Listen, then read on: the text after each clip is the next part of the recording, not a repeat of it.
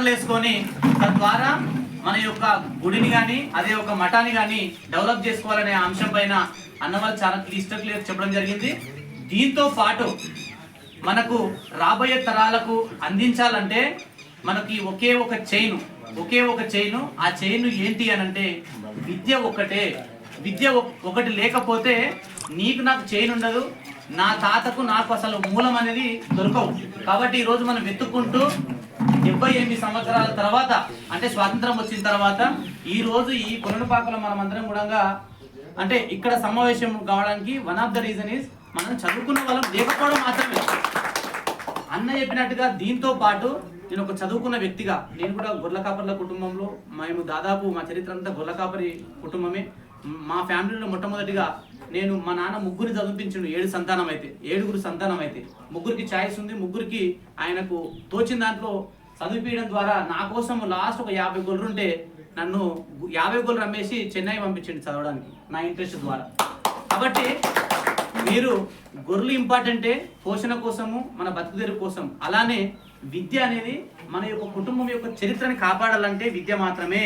దానికోసం మీరు హై ప్రయారిటీలో ఖచ్చితంగా విద్య అనేది ప్రతి కుటుంబంలో అందరూ చదవాలి.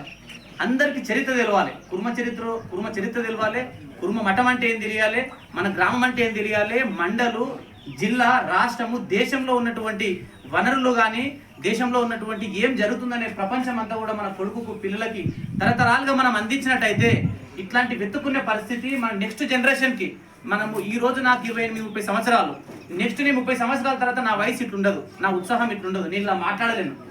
మన నెక్స్ట్ జనరేషన్ వాళ్ళు 100 మంది నుంచి ఒక 1000 మంది తయారైతే 1000 మంది పోయి 1,00,000 మంది పోయి మొత్తం విద్యావంతులు అవుతారు. కాబట్టి మనము ఈ మఠాలతో పాటు మఠం పక్కనే అది మనము రేకులేస్తామా లేదంటేనేమో తక్కువ ఖర్చుతోటి 2-3 లక్షల రూపాయల తోటి ఇంకా ఏ విధంగా చేస్తామా అనేది మనం ఒకసారి ప్లాన్ చేసుకొని ఒక లెర్నింగ్ హబ్ పెట్టాలి. మనం లెర్నింగ్ హబ్ ఏంటంటే సెంట్రలైజ్డ్గా లెర్నింగ్ హబ్ పెట్టినట్టయితే రాష్ట్రంలో ఉన్నటువంటి మన కురుమలకు సంబంధించి ప్రతి ఒక్కరు కూడా ఇక్కడ ఫ్రీ కోచింగ్, అది కూడా మళ్ళీ మన డబ్బులు పెడితే చాలామంది రావడానికి ఆస్కారం ఉండదు.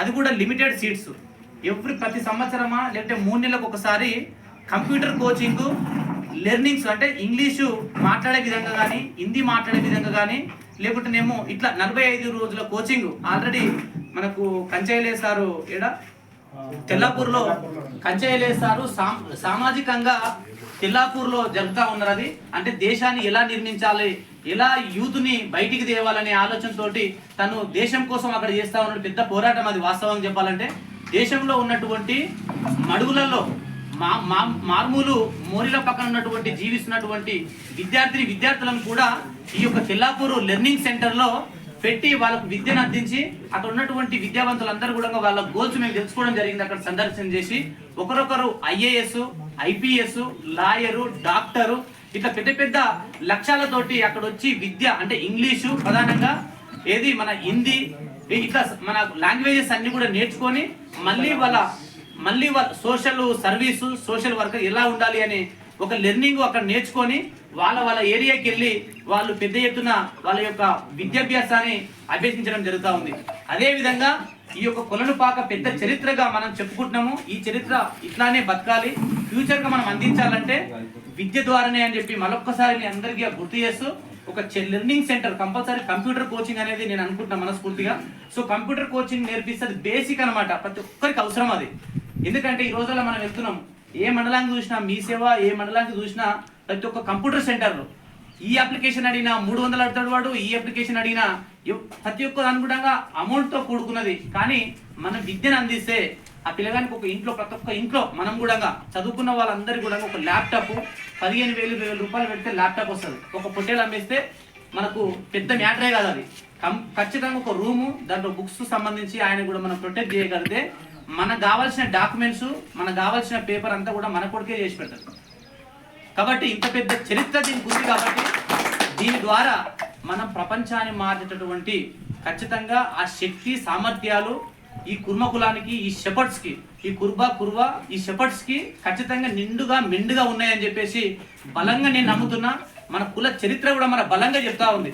అన్నట్టుగా ఇప్పటిదాకా ఆ పూజారి గారు చాలా అద్భుతంగా చెప్పాడు. అంటే ఈ యొక్క శివుని యొక్క పూజ చేసి మన అమ్మవారు చండీశ్వరి అమ్మవారు కూడా దాని పక్కనే ఆమె కూడా ఘనంగా పూజలు అందుకుంటా ఉన్నది. అంటే మన యొక్క ఇది ఒకటే కాదు అన్న చాలా అద్భుతంగా చెప్పింది. కురుమా అనేది ఒక ఆహారము, ఈ ప్రపంచానికి ఆహారం మనం అందించినటువంటి గొప్ప వ్యక్తులుగా మన అందరి మీద ఈ యొక్క పెద్ద బాధ్యత ఉంది. మనం ఎప్పుడైతే చరిత్ర చదివి మన పిల్లలకి కంప్యూటర్ విద్య ఇవన్నీ విద్యలు అందిస్తే అన్నట్టుగా మన చేతి ద్వారా ఇంకా గొప్పగా మనం ఆహారం అందించవచ్చు. అంటే ఇప్పుడున్న జనరేషన్ పరంగా సో ఈ విధంగా మన ఈ యొక్క కుర్మ మఠంలో లెర్నింగ్ సెంటర్ గా ఖచ్చితంగా మనము చేయాలి. ఇది వచ్చే రోజు మనం ఈ పాయింట్ కూడా డిస్కస్ చేసి ఇది ఇమీడియట్ గా శాంక్షన్ మనం పాయింట్ లోకి తీసుకోవాలి. Thank you.